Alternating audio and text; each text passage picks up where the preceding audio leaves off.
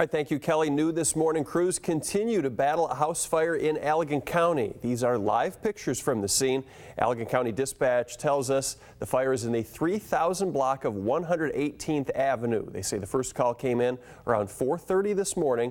According to officials at the scene, the firefighters are still fighting flames in the basement and attic area of the house. No official word yet on if everyone was able to make it out safely. We will continue to keep you updated. The stories and the images from the Philippines this morning are horrifying and heartbreaking, and they're probably going to get worse. The official death toll currently stands at 100 after Super Typhoon Haiyan rolled through on Friday.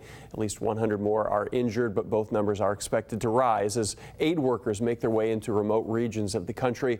Haiyan slammed the Philippines late Thursday night Eastern Time with sustained winds of 195 miles an hour. Gusts were up to 235 miles an hour.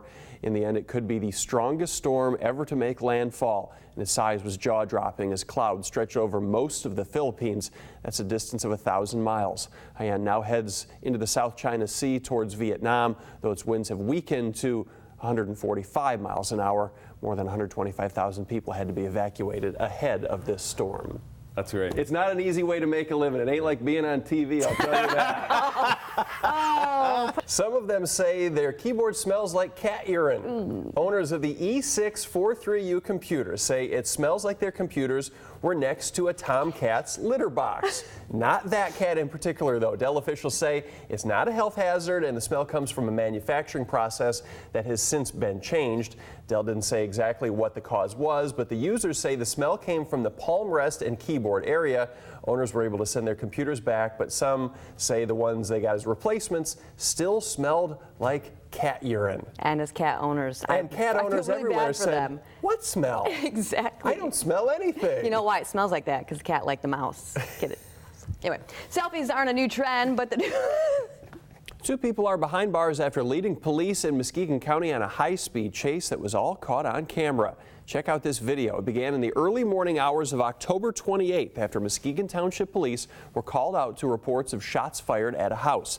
The suspects led police then on a high-speed chase where spike strips were deployed near Apple Avenue and Miller, but those didn't work. The vehicle then got onto US 31. That's when sparks started to fly as the tires finally blew out. According to police, the driver exited at Sherman and drove into the parking lot of Mercy Hospital, where they stopped and the driver ran into a nursing home. Both the driver and passenger in that car were arrested. Their names have not been released, and it's not clear yet what charges they may possibly face. Good morning, Mike and Sarah. Reese says he's the best poker player in the world, and at least for now, nobody can deny that. Reese is 23 years old. He's an MSU grad from Waterford, and he won the main event at the World Series of Poker last night in Las Vegas. He's a professional poker player and outlasted more than 6,000 others in the tournament that started back in the summer. Reese wore an MSU shirt one day. He wore a Calvin Johnson jersey last night as he and an amateur named Jay Farber went head-to-head. Reese had the chip lead and went all in with Ace King of Hearts. After the 5 community cards were turned over, that was good enough to beat Farber's Queen 5 of spades. Reese watched the final card from the stands and collapsed as he was mobbed by his friends. He now wins that famous diamond-studded bracelet and, oh yeah, $8.4 million. It feels amazing. First, I want to thank God. Without God, I wouldn't be able to be here. I want to thank my family, my friends, for the best rail in the entire world. And everybody who's been supporting me, and a big hats off to Jay. He played good. He was a tough competitor. All the way, you've had this incredible certainty that you were going to win this. What gave that to you? I just think I'm the best player in the world.